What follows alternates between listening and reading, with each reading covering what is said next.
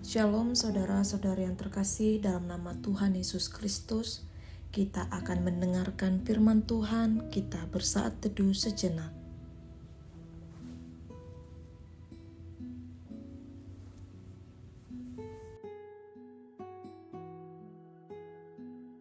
Firman Tuhan untuk kita hari ini diambil dari Wahyu 22 ayat 17. Roh dan pengantin perempuan itu berkata, "Marilah." Dan barang siapa yang mendengarnya, hendaklah ia berkata, "Marilah."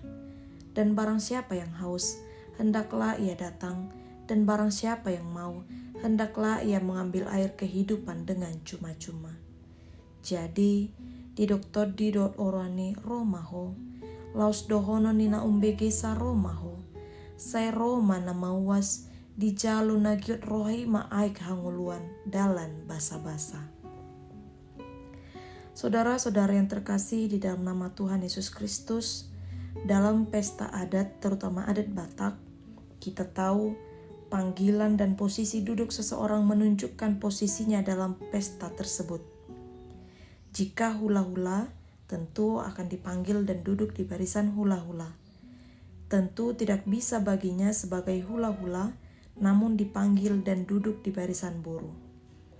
Dalam nats kita hari ini, roh yang merujuk pada Roh Kudus dan pengantin perempuan yang merujuk pada gereja sedang memanggil undangan melalui perkataan marilah.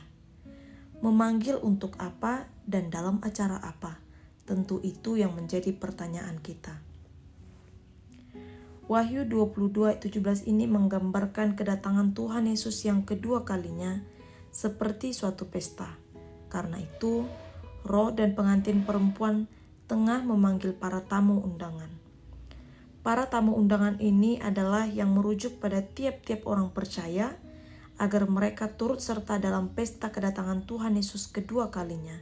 Dan dalam pesta ini, orang percaya dipersilahkan mengambil dan meminum air kehidupan dengan cuma-cuma.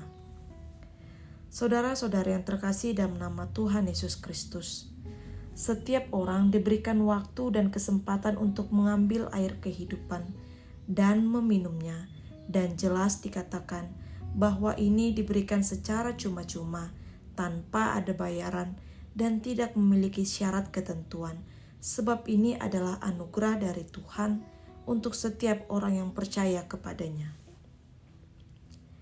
Meski ini cuma-cuma, bukan berarti ini tidak berharga. Karena itu, air kehidupan yang diberikan dengan cuma-cuma ini juga mendorong dan meyakinkan orang yang terhilang untuk merespon anugerah dan pemberian Allah. Sehingga dapat dikatakan bahwa undangan ini terbuka bagi orang yang percaya, tetapi juga mendorong orang yang hilang untuk kembali kepada Allah. Air kehidupan berarti adalah Tuhan Yesus sendiri. Maka mengambil dan meminum air kehidupan sama artinya dengan menerima Tuhan Yesus berdiam dan berkarya dalam kehidupan manusia. Jika demikian, maka sepanjang perjalanan hidup, kita tidak akan pernah lagi merasa haus akan air kehidupan. Keberadaan manusia sebagai orang yang berdosa digambarkan sebagai orang yang selalu dan yang berulang merasakan haus dalam kehidupannya. Tidak ada yang dapat melepaskan dahaga ini, termasuk kekuatan dan kemampuan sendiri. Manusia berdosa selalu haus akan belas kasih dari Tuhan. Manusia berdosa selalu haus akan pengampunan dari Tuhan.